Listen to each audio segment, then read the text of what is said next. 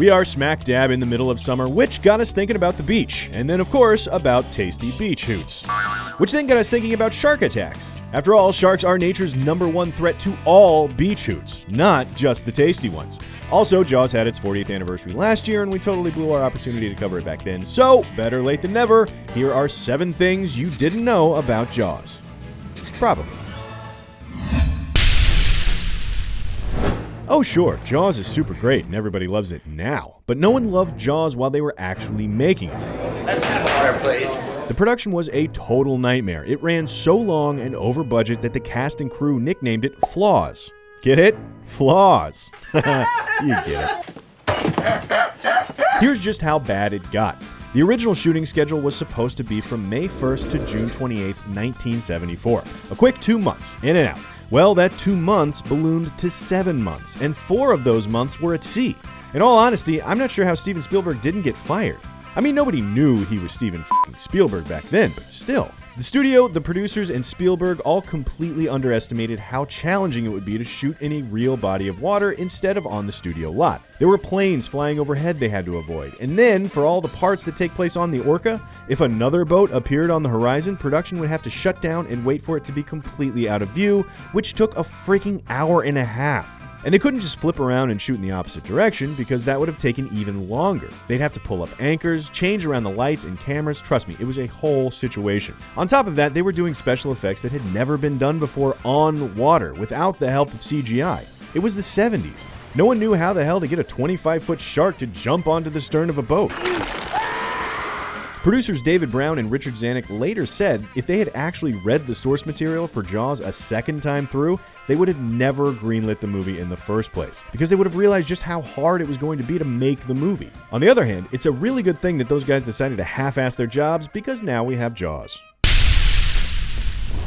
Jaws was shot primarily in Martha's Vineyard, and the movie is credited with the boom in tourism that the area has experienced in the decades since. Plenty of other films have gone on to shoot there too, but let's talk about why Spielberg chose Martha's Vineyard in the first place. The main reason he wanted to shoot there was it was the only location they found where, if they were far enough out from the shore, he could turn the camera in any direction and not see land. Unfortunately, you could still see plenty of other boats, but we already covered that. Anyway, Spielberg felt that the audience needed to feel the isolation that the characters felt at sea. And if audiences could see beach, they'd feel like the characters could always just turn around and go back to safety on land. It takes away the tension of the whole situation if you can just go running back to base, you know? Moving on.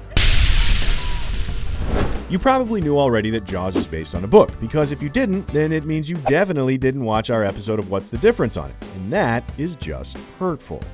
Anyway, what you probably didn't know is Peter Benchley, the author of Jaws, is actually in the movie. That's him right there playing the reporter.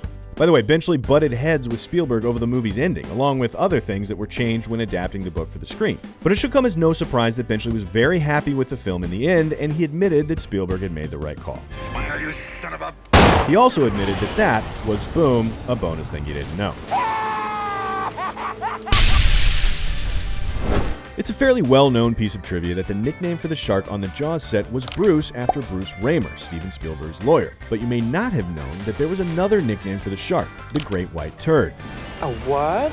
See, another thing that slowed down production on Jaws were shark problems. More often than not, the mechanical sharks they had simply didn't work properly. That's why the shark barely has any screen time if you actually pay attention. It's a good hour and 2 minutes before we even see the shark in the movie, which is, boom, a bonus thing you didn't know. They had different Bruces, or turds, for different shots that they'd pull around in the water with a crane arm. They had one for when he'd swim from camera left to camera right, another one for right to left, one for front-facing shots, and one that was just a shark fin. Unfortunately, none of them really worked. In fact, the first time they tested the shark in actual water, it sank to the bottom of the Nantucket Sound, and they had to have divers recover it. Spielberg and the producers feared that the whole incident might have been the end of their careers. Obviously, it wasn't, but yeah, I can see how it might have been pretty embarrassing at the time. You know, leaving your big old turd at the bottom of the ocean and then having to hire some guys to fish it out for you? That's drag. Next thing. I can go slow ahead. Come on down and chum some of this shit. The Great White Turd wasn't the only thing that sank during production. One day during shooting, the Orca started sinking for real, like when it wasn't supposed to. Steven Spielberg prioritized getting the actors off the sinking boat because, let's face it, it's above-the-line people first, then women, then children, and then maybe the sound department. But when the Orca was sinking, perhaps the most valuable thing of all went underwater with it: the cameras. Thinking on his feet, the cinematographer Bill Butler realized that they might still be able to save the film inside.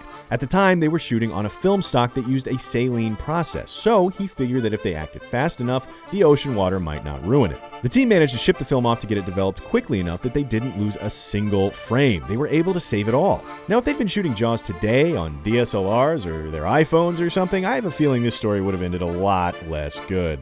I think that I am familiar with the fact that you are going to ignore this particular problem until it swims up and bites you on the ass. Going back to how little we see the shark in Jaws, the hashtag shark problems that plague production are probably the #1 thing that helped the movie be what it is. It forced Steven Spielberg and his crew to come up with creative solutions to working around the malfunctioning turd. Like this whole sequence with the barrels. The idea of even attaching the barrels to the unseen shark was a direct result of not being able to shoot with Bruce. If it had been the era of digital effects, they would never have come up with this idea, which is easily one of the most memorable moments in the whole movie.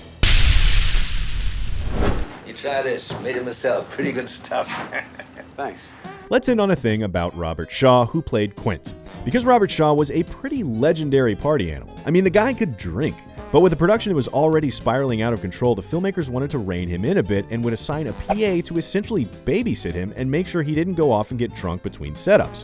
What happened instead was, the second any real authority figures were out of earshot, Shaw would take the PA to go get drunk with him because he didn't like to drink alone. So we drink our legs. The PA would get obliterated and they'd have to send another PA to take the next drinking shift with Shaw. In fact, when they shot this scene with the speech about the USS Indianapolis, Shaw has real whiskey in his cup. He actually wrote his speech for this scene himself, boom bonus thing, but kept forgetting lines and going off his own script. The next day, Shaw apologized to Spielberg, confessing that he was so blackout drunk that he didn't remember anything and begged for another shot at it. And they did do it again, but what we see in the final film are bits and pieces from both days. So there are parts of the speech where he's mid-blackout and parts where he's stone cold Steve Austin. I mean, sober. The only way to really tell any difference is in some of the close-ups, his eyes are watery on account of the hooch. So have fun spotting the drunk takes the next time you watch Jaws. Huzzah! It's time for me to get out of here and force a PA to get loaded with me, but as we often do, we have way more Jaws things that we didn't have time to get to today. So hit the thumbs up if you guys want a part 2 that doesn't acknowledge Jaws 2, or Jaws 3D, or Jaws 4. Just Jaws. That's the only one we're going to talk about. The only one. Be sure to check out CineFix.com and subscribe for more true-ish things about movies and sometimes malfunctioning mechanical turds right here on Things You Didn't Know. Farewell and adieu to you fair Spanish ladies.